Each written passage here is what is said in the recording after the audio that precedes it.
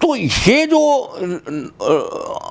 जो श्री चक्र है, तो इसके जो 3 रूप आए कि श्री चक्र और मनुष्य देह चक्र, मनुष्य का, और तीसरा जो है वो ब्रह्मांड चक्र, इसको हम श्री चक्र कहते हैं। तो श्री विद्या का एक भेद तो श्री विद्या हुआ ना, वो अक्षरात्मक हुआ, और दूसरा रूप आकृति मूलक हुआ, चित्रात्मक हुआ, उसको हम श्री चक्र कहते हैं। अच्छा, अब तीसरा जो रूप है वो आंतरिक है और उसका नाम है कुंडलिनी।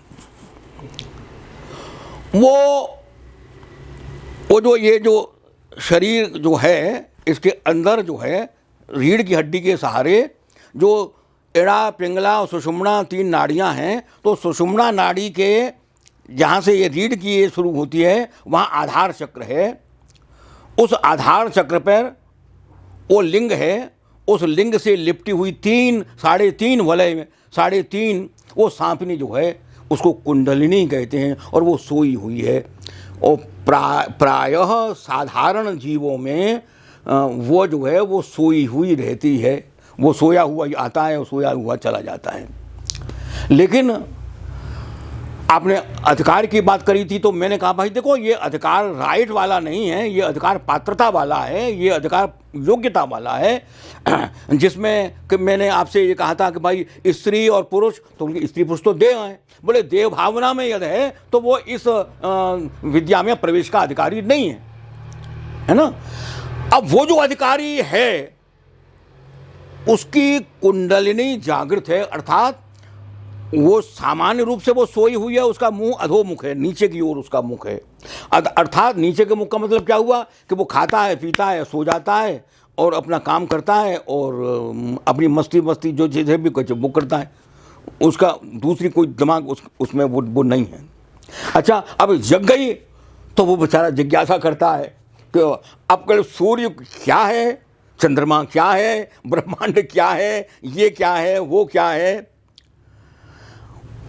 अब उसके जगह बिना ये प्रश्न ही नहीं उठेंगे, और उसे क्या करना है, सोना, खाना, पीना और सो जाना, है ना। अब जब जग गया तो इसका मतलब है कि उसको बेचैनी हो गई, जगना ही उसकी बेचैनी है ना। जगना जो है उसकी बेचैनी का कारण है,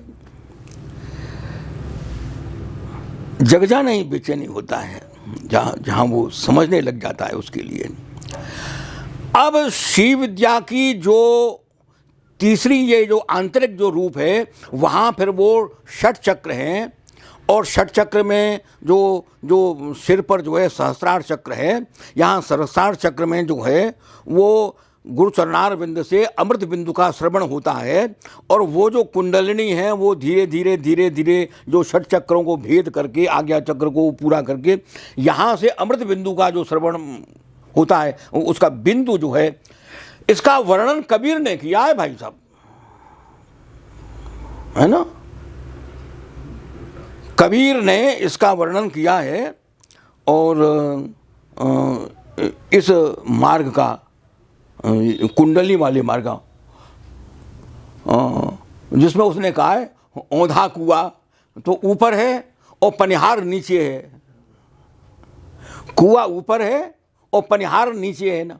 वो जो है वो जो उलट बांसी है ना कबीर की, अरद उरद की गंगा जमुना मूल कमल को घाट, षट चक्र की गागरी त्रिवेणी संगम घाट, नाद बिंदु की नावरी राम नाम कनिहार, कहे कबीर गुण गाय ले गुरुगम उतरे पार। कबीर कहे कबीर सुनहरे संतो अगम ज्ञान पद माही, गुरु प्रसाद सुई की नोके हस्ती आवे जाई।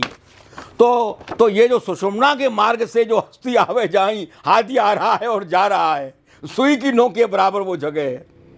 तो ये कबीर ने जो वर्णन किया है वो उसका चौथा रूप, तीसरा रूप हो गया ना जी, है ना। तो एक रूप हुआ श्री विद्या का, दूसरा रूप हुआ श्री चक्र का, और तीसरा जो सूक्ष्म रूप हुआ वो कुंडलिनी का रूप हो गया।